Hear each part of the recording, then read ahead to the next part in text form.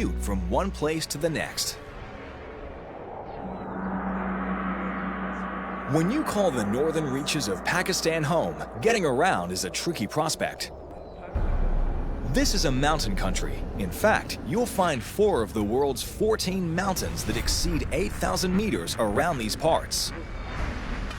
Driving here requires patience, skill, and nerves of steel. It's very dangerous. It's dangerous because it's very narrow, it's very bad surface. The traffic is horrendous. There is a lot of trucks. And I was sitting on the bus and thinking, okay, I'm not looking left or right. We travel through hanging bridges.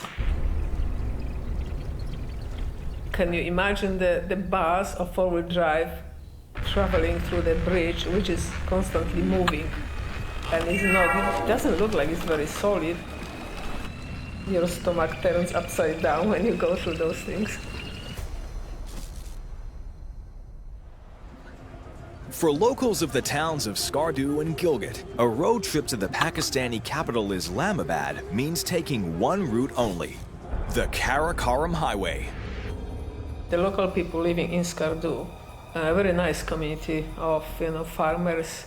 They've got schools, they've got the military hospital there, but every time they have to go to Islamabad, the capital city, for different reasons, they have to make the journey. That's the only road you can go. We're on our way. Mountain climber Margaret Watroba traveled the highway en route to an expedition to the world's second highest peak, K2. It's one journey she will never forget. When the car comes towards you, very often one of the cars has to back off to find a place to hide so other car can pass you. And the steepness from the road towards the river is incredible, and we were traveling like centimeters from the edge. There are no barriers, no solid barriers. Built through the 1960s and 70s, the construction of Karakoram Highway was a collaboration between the Pakistani and Chinese governments, linking Islamabad with Kashgar, 1,300 kilometers to the north in China. Over 1,000 workers died during the construction of the highway, and even today, sections of this road that cling to the steep mountainsides and perch above fast-flowing rivers remain treacherous. There are continuous landslides, bad roads, We had to wait 2 hours on our way back from Skardu to Islamabad for the road to be repaired. And people repair it by hand. And I walked through that repair patch. It was just moving up and down, so I didn't jump on the bus. I was watching my bus going through. It went through, but I don't know how long that road would hold. Like the ancient Silk Road trade route it retraces, the Karakoram Highway remains a vital link between Pakistan's capital and the communities of the northern mountain ranges. A road not without risk, but where courtesy, awareness, and careful driving go a long way towards rewarding travelers with safe passage. Traveling extreme roads is insanely hair-raising to the uninitiated. Floating the canals of Venice is possibly far more relaxed. However, this isn't a town where you'd want to live on the ground floor. Venice, Italy's breathtaking city of canals on the Adriatic coast.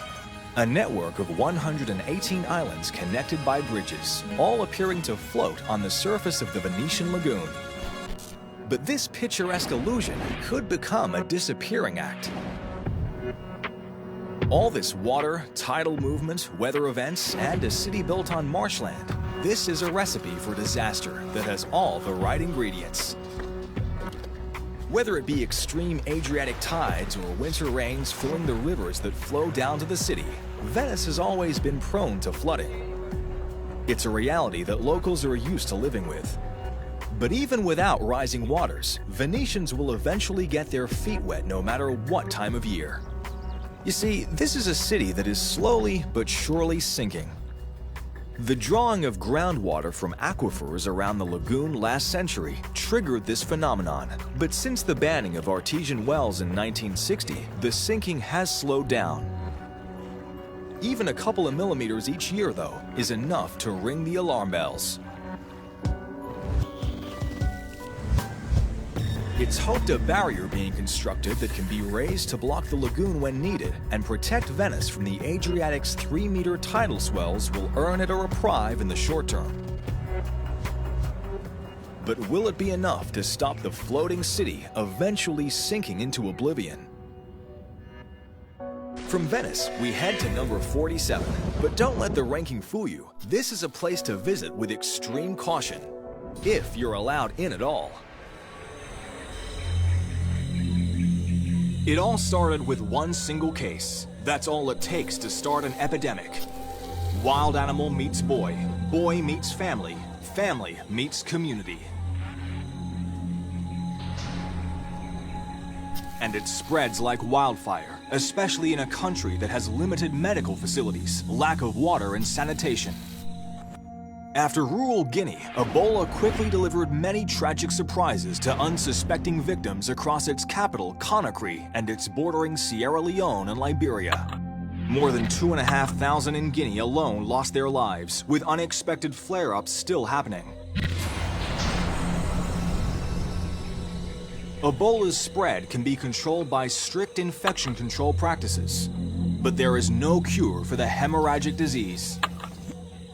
Living dangerously in Guinea is real. Ebola doesn't disappear, it just goes into hiding. Curbing community resistance to control measures and changing behaviors while rebuilding a broken community is what it will take to wear the crown in the fight against Ebola. There's no safety in complacency when you're face to face with this disease. The danger of disease is widespread, but not all diseases are contagious. The fallout of nuclear testing delivers debilitating consequences. There she goes.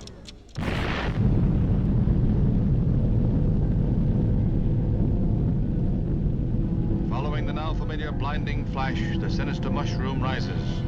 A successful test. It became the most heavily contaminated place on Earth.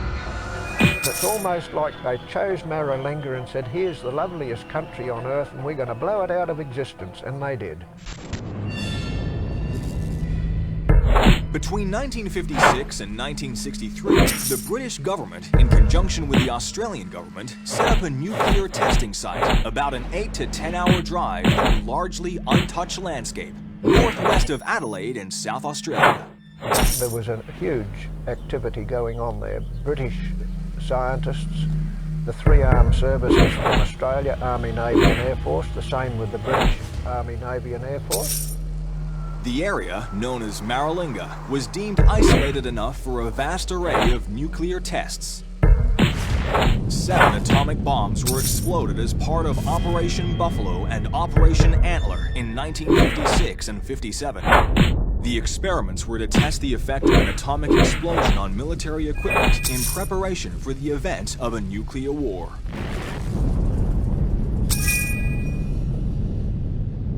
Avon Hudson was in the Australian Air Force, and after gaining security clearance from the Australian Security Intelligence Organisation, arrived at Maralinga in 1960 with little clue as to what was going on. What I didn't know was there still was a very big active program going on. So when I arrived there, it was a bit of a surprise because I didn't expect to be in the thick of everything, because a few of my mates said, oh, you have a bludge up there, there's really nothing to do. Well, it wasn't. I was there for a while, and like all high security areas, you get moved on so you don't see everything. That's typical of what happens in many of these types of top security areas. But what I witnessed and what I was involved in was a bit horrifying. 50 years since his service at Maralinga, Avon is still sharing his stories, fighting for what he believes. wanting everyone to know that the fallout from this era registered widely across Australia, that many were affected. Well, I had several mates there.